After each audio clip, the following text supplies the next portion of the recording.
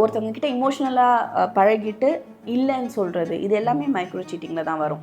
So உங்களுக்கு ஒரு partner இருக்கும்போது அந்த பார்ட்னரை மீறி நீங்கள் இன்னொருத்தவங்க கூட இதெல்லாம் பண்ணிங்கனாலே இட் கம்ஸ் அண்டர் சீட்டிங். ஓப்பனாக பண்ணுறீங்க, அதில் அந்த பொண்ணு கஷ்டப்படுற பொண்ணு அதுக்கு ஏதாவது கொடுக்கணும்னு நான் நினச்சேன்னா உங்கள் பார்ட்னர்கிட்ட சொல்லி பார்ட்னர்கிட்ட கூட கொடுக்க சொல்லலாம். பட் இல்லை யாருக்கும் தெரியாமல் ஹிடனாக நான் அங்கே டீல் பண்ணிகிட்ருக்கேன், அந்த சீட்டிங்லேயும் நான் டீல் வச்சிட்ருக்கேன், நான் இதை கொடுத்து பண்ண மாற்ற முறை அங்கே நடந்துகிட்ருக்கு அப்படின்னா இட்ஸ் அ ப்ராப்பர் சீட்டிங் தான். ஸோ அந்த அறிவு வளர்ச்சின்றது இதுதான். ஸோ நம்மளுடைய இன்டெலிஜென்ஸுன்றது நம்ம சோஷியல் இன்டெலிஜென்ஸ் ஆகட்டும், நம்மளுடைய எமோஷ்னல் இன்டெலிஜென்ஸ் ஆகட்டும், எல்லாமே வந்து இதுதான். இந்த ஊர்லேருந்து வந்து இங்கே ஹாஸ்டலில் இருக்க பிள்ளைங்களுக்கு வந்து ரொம்ப easily they are carried away with ஒரு சிட்டி லைஃப். ஸோ இப்படிலாம் இருக்கணும் போல் இருக்குது, ஒரு பாய் ஃப்ரெண்ட் இருக்கணும் போல் இருக்குது, பர்த்டேக்கு நடுராத்தில் கேக்கு வெட்டணும் போல் இருக்குது. சமைக்க தெரியாது, எனக்கு துணி வாஷிங் மிஷினில் போட தெரியாது, சாமான் தொலைக்க தெரியாது. நிறையா பசங்க பாவம் வேலைக்கு போயிட்டு வந்து இந்த வேலைலாம் பண்ணிகிட்ருக்காங்க.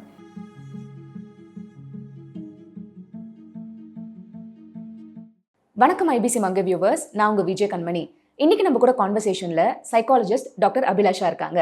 வணக்கம் மேம். வணக்கம். எப்படி இருக்கீங்க மேம்? நல்லா இருக்கேன், நீங்கள் எப்படி இருக்கீங்க? நான் ரொம்ப நல்லா இருக்கேன் மேம். இப்போ நம்ம அந்த ஹார்ட் பிரேக்கே வந்து மியூச்சுவலாக நம்ம பேசியிருந்தோம், ரெண்டு பேர்ட்டும் இல்லை இது ஒத்து வராத, ரெண்டு பேருமே பேசி பிரிஞ்சிருக்காங்கன்னு.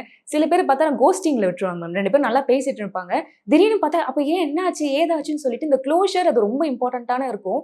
நம்மளுக்கு என்னன்னே விட தெரியாமல் இருக்கனால மேபி ரிட்டர்ன் வருவாங்களா இல்லை வரமாட்டாங்களா, எதனால போனாங்கன்னு ஒரு கேள்விக்குறியோடய இருக்கும். ஸோ அவங்களுக்கு எதை மேம் சொல்லுவீங்க? கோஸ்டிங்க்கு ஒரு டைம் ஃப்ரேம் இருக்குது. சரி, ஒரு 6 மாதம் வரைக்கும் கூட நீங்கள் விட்டு கொடுக்கலாம். 6 மாதத்துக்கு மேலெல்லாம் அவங்க வந்தாலும் நமக்கு தேவை. ஸோ இந்த 6 மாதத்தில் மனசு வந்து ட்ரெயின் பண்ணிக்கும், சரி இவங்க விட்டுட்டு போயிருக்காங்க, நம்ம லைஃப்னு ஒன்று இருக்குது அப்படின்றத ட்ரெயின் பண்ணும். ஸோ டெஃபினட்டாக 6 மாதம் வரைக்கும் நீங்கள் பொறுத்து இருக்கலாம். If they are really worth it, உண்மையாக தான் இருந்தாங்க, நம்மளை நல்லா தான் பார்த்துக்கிட்டாங்கன்ற பட்சத்தில் அதுக்கு மேலெல்லாம் நீங்கள் டைம் கொடுக்க வேண்டிய அவசியமே கிடையாது. Move on. ஏன்னா க்ளோஷர் கொடுக்க வேண்டியது போகிறவங்களுடைய கடமை, இருக்கிறவங்களுக்கு அது வேலை கிடையாது. ஸோ ஒருத்தவங்க விட்டுட்டு போகிறப்ப ஒரு மினிமம் ஒரு என்ன சொல்கிறது, கோழைங்க தான் க்ளோஷர் கொடுக்காம போவாங்க. ஏன்னா அவங்களுக்கு அதுக்கப்புறம் என்ன பிரச்சனை வருமோ, சண்டை சச்சரவு வருமோ, அதெல்லாம் டீல் பண்ண முடியாம அதுக்கு பதில் சொல்லணுமா, அவங்க நம்மளை அட்டாக் பண்ணிடுவாங்க, ஏன்னா அவங்களுக்கு தெரியும் அவங்க தான் தப்புன்னு. அதனால விட்டுட்டு அப்படியே ஓடுவாங்க. நீங்கள் அவங்கள கோழைகளாக பார்த்தீங்கன்னா, கோழையை நீங்கள் உங்கள் லைஃப்பில் வச்சுக்க விரும்ப மாட்டாங்க யாருமே. கோழைகள் தான் வந்து ரொம்ப டேஞ்சரஸ். எப்போ வேணாலும் உங்களை யாருக்காவது விட்டுட்டு கூட போயிடுவாங்க அவங்களுடைய கோழைத்தனத்தினால. அதனால் நீங்கள் பெரிய பலசாலியாக இருக்கணும், அறிவாளியாக இருக்கணுன்றதெல்லாம் இல்லை. பட் ஒரு பேசிக்குன்னு ஒன்று இருக்குது இல்லையா, அதில் வந்து when I am committed to something I have the responsibility to, நீங்கள் சொன்ன மாதிரி க்ளோஷர் கொடுக்கவோ, எக்ஸ்ப்ளனேஷன் கொடுக்கவோ, இல்லை சான்ஸ் கொடுக்கவோ, நான் பாருமா நீ பண்ணுற இந்த விஷயம் எனக்கு பிடிக்கல, நீ உன்னை மாற்றிக்கிட்டேன்னா நல்லாயிருக்கும், we can prolong, இல்லைன்னா விட்டுடலாமா அப்படின்னு சொல்லுறதுக்காக தெரியணும். அப்படியே அம்போன்னு விட்டுட்டு போகிறாங்கன்னா அப்போ அப்படிப்பட்டவங்க எப்போ வேணாலும் அதை பண்ணுவாங்க.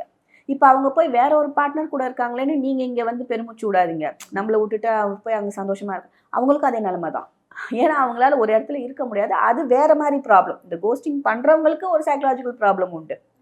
ஏன்னா அவங்களால யாருக்கிட்டையும் கமிட்டடாக இருக்கவே முடியாது. அண்ட் அந்த கோஸ்டிங்னால அவங்க சந்தோஷமும் பண்ணல, அவங்க ஆக்சுவலாக ஃபீலிங் தான் பண்ணுறாங்க. ஏன்னா அவங்களுக்கு உள்ளுக்குள்ளே என்னென்னா அவங்க என்ன நோ சொல்லுமா நான் ஓடி போயிடுறேன். அந்த ரிஜெக்ஷனை அந்த பேர் தாங்க முடியாம, ஏன்னா அவங்களுக்கு அவங்களுடைய குவாலிட்டி தெரியும், அவங்களுடைய ஸ்டாண்டர்ட் தெரியும். அதனால நான் இவ்வளோ தப்பு பண்ணிகிட்டே இருக்கேன், நிச்சயமாக அவனை கேள்வி கேட்க போகிறா, அதுக்கு முன்னாடி நான் போயிடுறேன். ஆனால் அது வந்து நாட் கன்ஃபார்ம், மேபி அவங்க அதை ஏற்றுக்கிட்டு கூட இருக்கலாம். அதுதான் கோழைன்ற வார்த்தையை நான் யூஸ் பண்ணேன். அப்போ அந்த இடத்துல அவங்களுக்கு என்னென்னா இவங்களே முடிவு பண்ணிக்கிறது, இதுக்கு மேலே இருந்தாங்க வேண்டாம் நம்ம போயிடலாம் அப்படின்றது. ஸோ அந்த மாதிரி நபர்களை நம்ம நம்ப முடியாது ரிலேஷன்ஷிப்பில். இப்போ சீட்டிங் வந்து ஒரு பெரிய ஒரு வார்த்தையாக இருக்குமா, மேபி அஃபேர் வச்சுருக்காங்க, இல்லைனா வந்து நம்மளுக்கு ஒரு நம்பிக்கை இருக்கும், அதை உடைக்கிற மாதிரி பண்ணுறாங்கன்னா நம்ம அதை சொல்லுவோம். இப்போ புதுசாக ஒரு ட்ரெண்ட் வந்துட்டு இருக்கு மேம், மைக்ரோ சீட்டிங் அப்படின்னு சொல்லிட்டு. ஸோ அதை பற்றி ஒரு டீட்டெயிலிங் சொல்லுங்கள். தென் மைக்ரோ சீட்டிங்கும் சீட்டிங்கில் சேருமா? ஆமாம், சீட்டிங் தான். சரி, மைக்ரோ சீட்டிங்கிறது நாட் நெசசரிலி நீங்கள் வந்து ஃபிசிக்கலாக இருக்கணும், ஒருத்தவங்களை ஏமாற்றணுன்றது இல்லை. ஈவன் வந்து இந்த மெசேஜ் அனுப்புறது, ஃப்ளர்ட்டிங்கு, அதுக்கப்புறம் அவங்களுக்கு ஃபால்ஸ் கமிட்மெண்ட்ஸ் கொடுக்கறது, ஒருத்தவங்க கிட்ட இமோஷ்னலாக பழகிட்டு இல்லைன்னு சொல்கிறது, இது எல்லாமே மைக்ரோ சீட்டிங்கில் தான் வரும். ஸோ உங்களுக்கு ஒரு பார்ட்னர் இருக்கும்போது அந்த பார்ட்னரை மீறி நீங்கள் இன்னொருத்தவங்க கூட இதெல்லாம் பண்ணிங்கனாலே இட் கம்ஸ் அண்டர் சீட்டிங். ஜென்ரலாக அஃபேர், எக்ஸ்ட்ரா மேரிட்டல் அஃபேர் அப்படின்னால நம்ம என்ன சொல்லுவோம்னா, ஒருத்தவங்க கூட போய் அஃபேர் இருக்குது, லைக் ஏதோ செக்ஷுவல் இன்க்ளினேஷனோ ஏதோ ஒன்று இருக்குது அப்படின்னா தான் நம்ம சொல்லுவோம். பட் மைக்ரோ சீட்டிங்ன்றது வந்து ஈவன் பேசுறது, அவங்களுக்கு வந்து ஒய்ஃபுக்கு தெரியாம ஏதாவது கிஃப்ட் கொடுக்கறது, இந்த மாதிரி விஷயங்கள் எல்லாம் ஒரு அந்த இடம் romantic-ஆ- கொடுக்கறது ஆக்சுவலி. ஆமா, இடம் கொடுக்கறது, அதை அக்செப்ட் பண்ணிக்கிறது, இது எல்லாமே மைக்ரோ சீட்டிங் தான். ஓகே. அது எந்த அளவுக்கு தப்பு, அந்த மாதிரி ஏதாவது வரமுறை இருக்கா மேம்? நிச்சயமா தப்பு தான். ஏன்னா அகைன் நீங்க அந்த ரூலை பிரேக் பண்ணிடுறீங்கல்ல. நீங்க உங்களுடைய பார்ட்னருக்கு தெரியாம ஒரு விஷயம் பண்றீங்கனாலே அது சீட்டிங் தான் இல்லையா? ஓப்பனா பண்றீங்க, அதுல அந்த பொண்ணு கஷ்டப்படுற பொண்ணு, அதுக்கு ஏதாவது கொடுக்கணும்னு நான் நினைச்சேன்னா உங்க பார்ட்னர் கிட்ட சொல்லி பார்ட்னர் கிட்ட கூட கொடுக்க சொல்லலாம். பட் இல்ல, யாருக்கும் தெரியாம ஹிடனா நான் அங்க டீல் பண்ணிட்டு இருக்கேன், அந்த சீட்டிங்லயும் நான் டீல் வச்சிட்டு இருக்கேன், நான் இதை கொடுத்து பண்ண மாற்ற முறை அங்க நடந்துட்டு இருக்கு அப்படின்னா இட்ஸ் அ ப்ராப்பர் சீட்டிங் தான். பட் இது வந்து மக்கள் என்ன நினைச்சுக்கிறாங்க, நான் ஒன்றும் பிசிக்கலாலாம் இல்லையே, அதனால இது சீட்டிங்லலாம் வராது. நம்ம அப்படிலாம் சும்மா கிடையாது. தானே மெசேஜ் அனுப்புறோம் அந்த மாதிரி. ஃபிசிக்கலை விட மோசமான சீட்டிங் இமோஷனல் சீட்டிங் தான். அதே மாதிரி ஃபிசிக்கல் அபியூஸை விட மோசமான அபியூஸ் இமோஷனல் அபியூஸ் தான். இது வந்து மக்களுக்கு தெரியல, ஆனால் உணர்ந்தவங்களுக்கு தெரியும். ஒரு பையனை போட்டு நீங்கள் 4 அடி அடிச்சிங்கன்னா அவனுக்கு அன்னைக்கு ஈவினிங்கே சரியாக போயிடும். ஆனால் அவனை கூப்பிட்டு மனசு புண்படும்படி நீங்கள் ரொம்ப மோசமாக பேசிட்டீங்கன்னா ஜென்மத்துக்கும் மறக்க மாட்டான். அதனால டெஃபினட்டாக இமோஷனல் வலின்றது ரொம்ப ஜாஸ்தி இருக்கும். அதேமா நம்ம இப்போ இந்த இன்டிமசி பற்றி பேசியிருந்தோம். இப்போ ஆக்சுவலி இப்போ இருக்க ரிலேஷன்ஷிப்லாம் என்னன்னா, ஃபஸ்ட்டு நம்ம டேட்டிங், இப்போ லவ் பண்ணுறது, அப்புறம் கல்யாணம் பண்ணுறது, அந்த மாதிரிலாம் இல்லாமல் ஃபஸ்ட்டு ஃபிசிக்கல் இன்டிமசி அது மாதிரி தான் மோஸ்ட்டாகவே இருக்காங்க. ஸோ ஒரு பாயிண்ட்டுக்கு மேலே என்னன்னா, அந்த பையனும் அந்த பொண்ணும் எனக்கு வந்து பிடிக்காதுன்னு தெரிஞ்சிடும், செட் ஆக மாட்டாங்கன்னு. பட் ஐயோ நம்ம ஃபிசிக்கலாக இன்டிமேட்டாக இருந்துட்டோம், இனிமே எப்படி ஆகும், கல்யாணம்லாம் எப்படி பண்ணிக்கிறது வேற ஒருத்தவங்க மாதிரியே அந்த ரிலேஷன்ஷிப்பில் கண்டினியூ ஆகிட்டு இருப்பாங்க. ஸோ நீங்கள் சர்க்கிள் எப்படி மேம் பார்க்குறீங்க? அந்த மாதிரி ஃபிசிக்கலாக ஆக வேண்டிய அவசியம் இல்லை.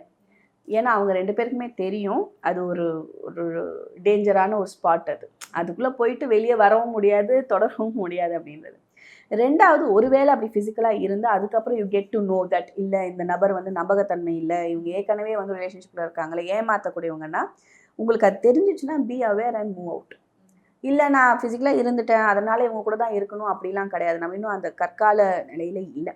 அட் த சேம் டைம் இதை ஒரு ஹேபிட்டாக வச்சுக்கிறது, அதுவும் நான் பார்க்குறேன் நிறைய கேசஸில். இதே ஒரு ஹேபிட்டாக வச்சுட்டு இருக்காங்க. சும்மா அலையன்ஸ் பேசுறது, உடனே நம்பர் மாற்றிக்கிறது, இவங்க பாட்டுக்கும் ஒரு பக்கம் ஃபிசிக்கலாக இருக்கிறது, அப்புறமா வீட்டில் சொல்லி எனக்கு அது செட் ஆகலன்னு சொல்லி திருப்பி அடுத்த அலையன்ஸ் பார்க்குறது. லவ் கூட இல்லை, இது அலையன்ஸ்லேயே பண்ணுறாங்க, அந்த அரேஞ்ச் மேரேஜ்லேயே பண்ணுறாங்க. ஸோ இதுலேயும் இந்த மாதிரி வேலைலாம் பண்ணுறாங்க. அதுக்கப்புறம் 2 பேருமே ஒரு மியூச்சுவலாக வந்து இல்லை நமக்கு செட் ஆகாது அப்படின்னு பிரிஞ்சிடுறாங்க. அதனால் இதெல்லாம் வந்து காம்ப்ளிகேட்டிங், தேவையில்லாமல் காம்ப்ளிகேட் பண்ணிக்கிறது. அப்போ வேணால் நம்ம ரொம்ப நான் பண்ணிட்டேன் அப்படின்னு ஒரு பெருமை இருக்கலாம். But later on in life இதெல்லாம் ஒரு கில்ட்டாக திரும்ப வரும். இல்லை ஒருத்தவங்களை பார்க்குறப்பவே நமக்கு வெக்கமாக இருக்கும், நம்ம என்ன வேலை பண்ணிட்டு வந்திருக்கோம் அப்படின்னு.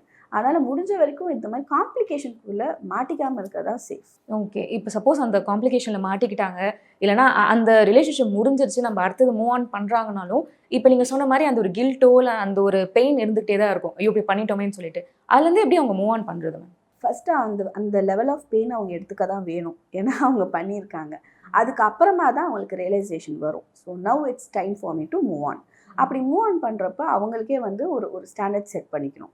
அடுத்தது ரிலேஷன்ஷிப் போகிறப்ப நான் வந்து ரொம்பவே நியாயமாக இருக்கணும், ரொம்பவே கிவிங்காக இருக்கணும் அப்படின்றதோட தான் அவங்க அந்த ரிலேஷன்ஷிப் போகணும். இதே திருப்பியும் கன்டினியூ பண்ணலான்னு சொன்னால் அப்போ அந்த கில்ட்டை அண்டர்கோ பண்ணதுக்கு அர்த்தமே இல்லாமல் போயிடும். ஸோ எல்லாருமே வந்து ஒரு அவேக்கனிங் தான் இல்லையா, எல்லாருக்குமே வந்து ஒரு இவால்வ்மெண்ட் தான். ஸோ இது முடிஞ்சிச்சா அடுத்தது நான் மாறணும், நான் அதே மாதிரியே தொடர்ந்து கடைசி வரைக்கும் இருப்பேன் அப்படின்னா நமக்கு வளர்ச்சின்றது வந்து எப்படி ஆளும் வளரணும் அறிவும் வளரணும் அப்படின்வாங்க. ஸோ அந்த அறிவு வளர்ச்சின்றது இதுதான். ஸோ நம்மளுடைய இன்டெலிஜென்ஸுன்றது நம்ம சோஷியல் இன்டெலிஜென்ஸ் ஆகட்டும், நம்மளுடைய எமோஷனல் இன்டெலிஜென்ஸ் ஆகட்டும், எல்லாமே வந்து இதுதான். ஸோ நீங்கள் எப்படி வந்து உங்களை வளர்த்து கொண்டு போகிறீங்க, ஒரு அனுபவம்ன்றது உங்களை அங்கேயே பிளாக் பண்ணாது. அந்த அனுபவத்தினால நீங்கள் என்ன கற்றுக்குறீங்களோ அதுதான் உங்களை அடுத்த ஒரு நிலைக்கு கொண்டு போகும். அந்த புரிதல் இருந்தால் இது அவ்வளோ டஃப்பாக இருக்காது. They will move on as a better person. Ma'am நீங்கள் நிறைய பேஷண்ட்ஸ் கண்டிப்பாக பார்த்துருப்பீங்க மேம். அதில் இப்போ இந்த காலத்து யங்ஸ்டர்ஸோட ரிலேஷன்ஷிப் என்ன எதை நோக்கி போயிட்டுருக்கு, ஏன் இப்படிலாம் பண்ணுறாங்க, அது மாதிரி நீங்கள் ஃபேஸ் பண்ணியிருப்பீங்க. அதில் ஏதாவது ஒரு சில விஷயங்கள் பற்றி சொல்லுங்கள். இந்த காலத்தில் ரொம்ப வேடிக்கையாகவே இருக்குது. அவ்வளோ பெரிய டிஃப்ரென்ஸாக இருக்குது இந்த ஜென்ரேஷன்லன்ற மாதிரி இருக்குது. ஓகே. நான் ஒன்றும் ரொம்ப வயசாக இல்லை, இருந்தாலும் இப்போ இருக்கிறவங்களை பார்க்கும்போது பெரிய கேப் தெரியுது. இவங்களுடைய அணுகுமுறை எல்லாமே வந்து வித்தியாசமாக இருக்காது. ரொம்ப முக்கியமானது வந்து most of their communications are through technology தான். ஸ்டேட்டஸில் தான் அவங்க கம்யூனிகேஷனே நடக்குது.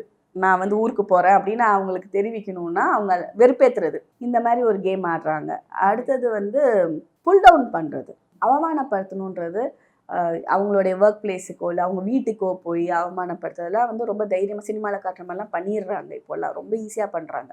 அண்ட் மூணாவது ரீசனே தெரியலன்னு சொல்கிறாங்க அதை பிரேக்கப்புக்கு. ஏமா உனக்கு இவர் வேணாம், நல்லவர் தான், நல்ல மனுஷன் தான், நல்லா தான் பார்த்துக்கிட்டாரு, எனக்கு அவர் வேணாம். ரீசன் கொடுமா, தெரியாது, ஆனால் எனக்கு அவர் வேணாம். ஒருவேளை போர் அடிக்குது அந்த மாதிரி ஏதோ ஒரு விஷயத்த எடுத்துட்டு வராங்களா?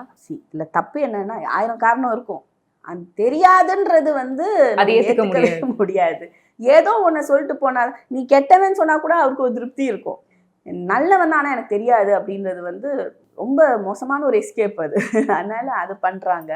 அதுக்கப்புறம் நிறைய பேர் வந்து உடனே அடுத்ததுக்கு ஷிஃப்ட் பண்ணுறாங்க. உடனே இப்போ நேற்று தான் பிரேக்கப்னா இன்றைக்கே இன்னொரு பர்சன் கூட இருக்காங்க. ஸோ அந்த ஒரு விளையாட்டாகவே போயிட்டுருக்கு, ஒரு சீரியஸ்னஸே இல்லை. அதுக்கு அவங்க பேர் வெவ்வேறு சொல்லிக்கிறாங்க, சிச்சுவேஷன்ஷிப் அது இதுன்னு ஏதாவது ஒன்று சொல்லிக்கிறாங்க, புது புது பேரை கண்டுபிடிச்சிட்டே. ஆமாம், கண்டுபிடிச்சி அவங்களுடைய கம்ஃபர்ட்டுக்கு அவங்க பண்ணிக்கிற மாதிரி தான் தெரியுது. ஸோ அப்படி போயிட்டே இருக்காங்க. கேர்ள்ஸும் இப்போ பண்ணுறாங்க. அண்ட் நான் எப்பவுமே சொல்கிறேன், இந்த ஊர்லேருந்து வந்து இங்கே ஹாஸ்டலில் இருக்க பிள்ளைங்களுக்கு வந்து ரொம்ப easily they are carried away with ஒரு சிட்டி லைஃப். ஸோ இப்படிலாம் இருக்கணும் போல இருக்குது, ஒரு பாய் ஃப்ரெண்ட் இருக்கணும் போல இருக்குது, பர்த்டேக்கு நடுராத்தில் கேக்கு வெட்டணும் போல இருக்குது. அப்போ இந்த ப்ரெஷர்னால அவங்க என்ன பண்ணுறாங்க, அந்த இழுவைக்கு போக வேண்டியிருக்கு. யாரும் சும்மா எதுவும் பண்ண போகிறதில்ல. So someone is doing something for me, I have to reciprocate it. Yeah, they are ready for it. நான் இதை பண்ணணுமே அப்படின்னு அவங்களுக்கு பிடிக்குதோ பிடிக்கலையோ ஒரு சோஷியல் ப்ரெஷர் அவங்களே க்ரியேட் பண்ணிட்டு அதை நோக்கி ஓடுறாங்க. இதுவும் வந்து இப்போ இருக்க ஜென்ரேஷன் ரொம்ப பண்ணுறாங்க. அண்ட் பொண்ணுங்க கல்யாணம் வேணான்றாங்க, வேணுமே வேணாம், எதுக்கு, தேவையே இல்லைன்றாங்க. கல்யாணம் பண்ணதுக்கு அப்புறமும் கூட நான் பார்த்த வரைக்கும் நிறைய பேர் வந்து ஒரே பிள்ளையா வளர்ந்துடுறாங்க. அவங்களுக்கு இந்த வீட்டு வேலை செய்கிறதோ சமைக்கிறதோ இதெல்லாம் அவங்களுக்கு பழக்கமே இருக்க மாட்டேங்குது. அப்போ அங்கே ஒரு பெரிய கிளாஷ் வருது. ஸோ இந்த பையனோட எதிர்பார்ப்பு எங்கள் அம்மா மாதிரி நீ வீட்டை பார்த்துக்கன்றது, இந்த பொண்ணோட எதிர்பார்ப்பு எனக்கு அது பழக்கமே இல்லை, வா 2 பேரும் சேர்ந்து பண்ணலான்னு. சேர்ந்து பண்ணால் 2 பேரும் பண்ணணும். பட் மோஸ்ட்லி வந்து இல்லை, எனக்கு தெரியாது, எனக்கு சமைக்கவே தெரியாது, எனக்கு பாத்திரம் வளர்க்கவே தெரியாது அப்படின்றப்ப அந்த பசங்க டென்ஷன் ஆகுறாங்க. ஓகே, அப்போ அங்கே ஒரு கிளாஷ் வருது, பெரிய கிளாஷ் வருது. நிறைய மெரைட்டல் கேசஸில் இதுதான் நடக்குது. இந்த யங் கப்பிள்ஸ் பொறுத்த வரைக்கும் எனக்கு தெரியாது அப்படின்றாங்க. இன்னொரு ஸ்டேஜில் நான் வேலைக்கும் போக மாட்டேன், எனக்கு தெரியாதுன்றாங்க. ப்ளீஸ் வேலைக்கு போகிறவங்க சொன்னால் கூட பரவாயில்ல, நான் வீட்டில் தான் இருப்பேன், ஆனால் எனக்கு சமைக்க தெரியாது, எனக்கு துணி வாஷிங் மிஷினில் போட தெரியாது, சாமான் தொலைக்க தெரியாது. நிறைய பசங்க அவங்க வேலைக்கு போயிட்டு வந்து இந்த வேலைலாம் பண்ணிட்டு இருக்காங்க. ஆனா இது ஒரு புது தகவலா இருக்கு மேம். ஏன்னா எப்பவுமே நம்ம எனக்கு சொல்லிட்டு இருக்கோம், பாவமா இருக்கும், பொண்ணுங்க தான் இந்த வேலைலாம் செஞ்சுட்டு இருக்காங்க எல்லாருமேன்னு. சில பொண்ணுங்க இப்போ லேட்டஸ்ட்டாக அப்படி பண்ணிட்டு இருக்காங்க.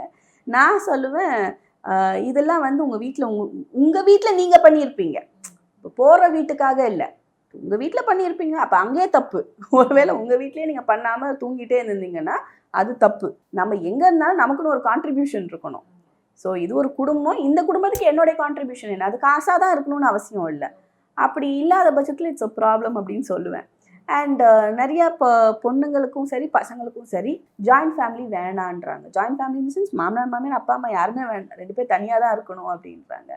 அதுவும் ஒரு பெரிய ப்ராப்ளம் வரும். ஏன்னா அந்த அந்த டீல் அவங்க முன்னாடி பேச மாட்டேங்கிறாங்க, கல்யாணத்துக்கு அப்புறம் தான் பேசுகிறாங்க. நான் என்ன சொல்வேன், இதெல்லாம் முன்னாடி பேசுங்க, அதுதான் ப்ரீமேரிட்டல் கவுன்சிலிங்னு நம்ம சொல்லுவோம். ஸோ இங்கேயே நீங்கள் அதை கன்வே பண்ணிட்டீங்கன்னா அதுக்கு யார் ஒத்து வராங்களோ வரட்டும். இந்த பையன் ரொம்ப சந்தோஷமாக நம்ம அப்பா அம்மா கூட இருப்போம், இல்லை பொண்ணு வந்து நம்ம அப்பா அம்மா கூட இருக்கிறத அவங்க ஒத்துக்கிட்டாங்க, இப்படிலாம் இருக்கும்போது திடீர்னு வந்து இது செட் ஆகாது அப்படின்னு சொன்னால் அங்கே ஒரு கிளாஷ் வரும்.